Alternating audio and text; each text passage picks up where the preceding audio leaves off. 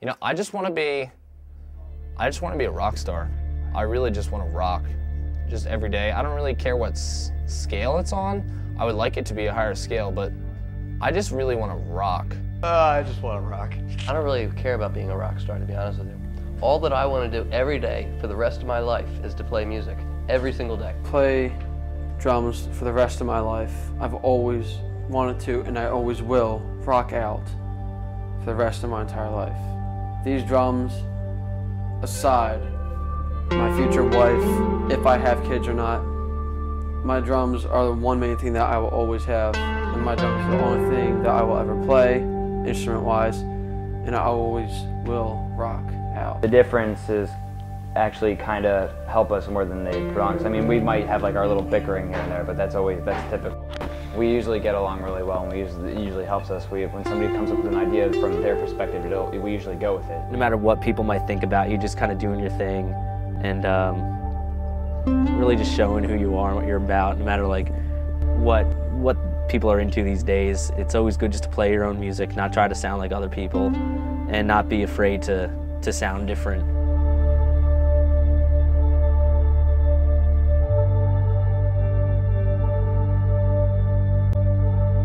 Bands.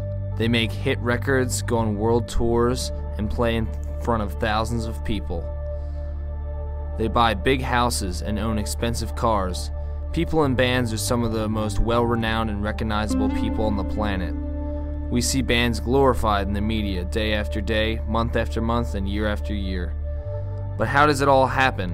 What happens before a band makes a hit record and goes on world tours and makes lots of money?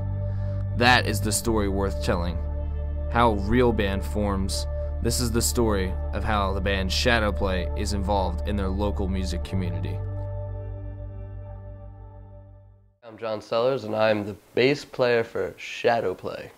I'm like the front man, the guy you see moving around on stage all the time. I'm George. I play guitar. I play guitar. My role in the band is just to play drums, obviously, keep time. For about 8th grade, me and Andrew, that's when me and Andrew were first officially in the band together. We pretty much formed the band with this kid, Vince. Then the next school year, freshman year, George came along, and we had our drummer, Vince, at the time, so it was just us four for a while. Then we got Zach right about the end of freshman year, early sophomore year. This kid, Zach, to play bass. And Zach was with us for a little bit, but then Zach left later sophomore year, and we got John, the winner of junior year. Vince left. And we got Tim to play drums, who's in the band now. We are listening to some of our music right now to help us practice for the show we're playing. What's our estimated time of arrival? I think so. So this is an interesting show we're about to play.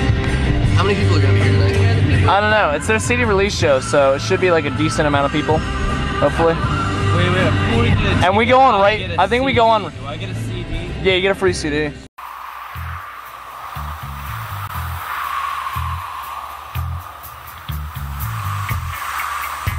It's a pretty intricate process when Shadowplay has to play a show. We have to, find out who's taking us to the show, coordinate rides, like that kind of stuff. A lot of times, some of our shows are a little far away. I have me, my friend John, and anyone else in the band that helps out, and if they want to break down my set, that takes about like 10-15 minutes of our time. For every show, Shadowplay, we pack up all of our stuff normally like the night before. We play a show. It's a pretty crazy experience. There's a lot that has to go down, and a lot of packing up to do. Got to figure out how to get there. Honestly, we are pretty late to most of the shows. We always think we're prepared, but then always something stupid always happens. It usually doesn't detract from how good we do. We usually do a really good job when we play.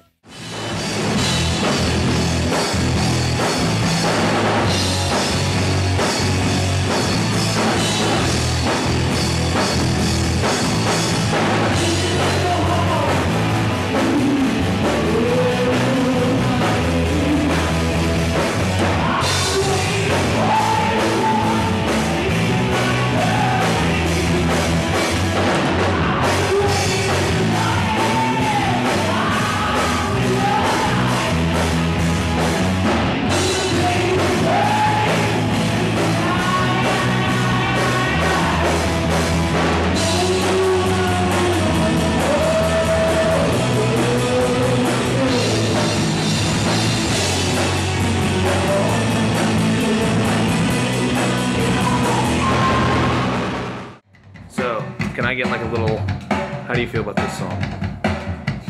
This is easily one of my top 2 favorite Shadowplay songs. So fun. That's cool because we recorded 2. Which I love a video. My particular favorite part is Corky. I think Corky does a great job on this one. A lot of great vocalizations. I like the low part, the low part, and then the high falsetto part. Whew. You want to hear it? You should check it out. Hey dude, I want to go see I'm sure you think that you don't really matter. Is that you? But in the eyes of many you are. That's what we call in the business octaves. It's awesome.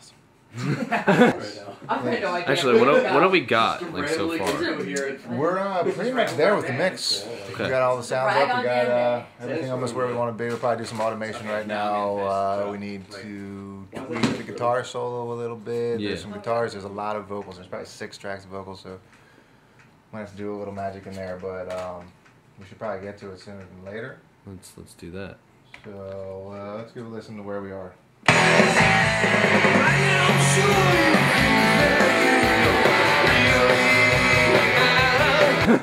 Dave, that's awesome. It's all awesome. Awesome Honestly, technology. Shadowplay is my new favorite band. You should go check them out as soon as possible before they blow up and they just don't have any time for you anymore.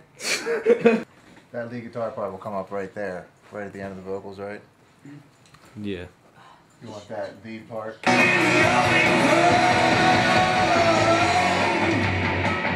That's like the solo. Yeah, that needs to be up. Yeah.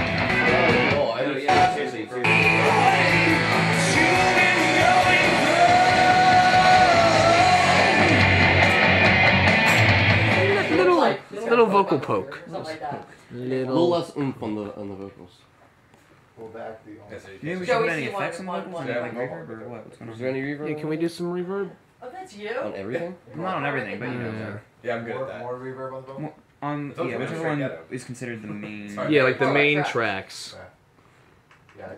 Reverb on everything. It's just Shadowplay's thing. Main track. Like a bit of a delayish reverb. A bit of like delayish reverb. Delayish reverb. Delayish. It's very faint. Delayish. You know, like very technical. it should be one of those things. Technical terms, man. It should be one of those things like, you know how like if you listen to a certain song over and over again, you might after like 20 listens, like on your 20th, you'll like notice something about like effects that you didn't notice before. It should blend in kind of like that. You've listened to it too much. Yeah, you listen to it, you're like, oh, I never noticed that before. It kind of makes it even more interesting. When you go in the studio, you kind of have to have all your stuff down like really, really good because you're paying for the studio time, so you don't want to be losing money, first of all. And second of all, it just makes the recording process a lot easier. And we have to stop once in a while because it doesn't sound right, or we just don't feel the song, or someone went off timing. And We get together, we work on all the songs. Typically there's some last minute ideas that are thrown in there. When we go into the studio, we typically have the songs done, but we always have some cool things that we might think of right at the last second, like little like studio things that you would only be able to do in the studio. When you record, you can add so much more stuff in there you can't normally do live, like, you know, lots of guitar tracks and all that. So that really adds to the sound of the band, and what you hear live isn't necessarily what the song actually sounds like.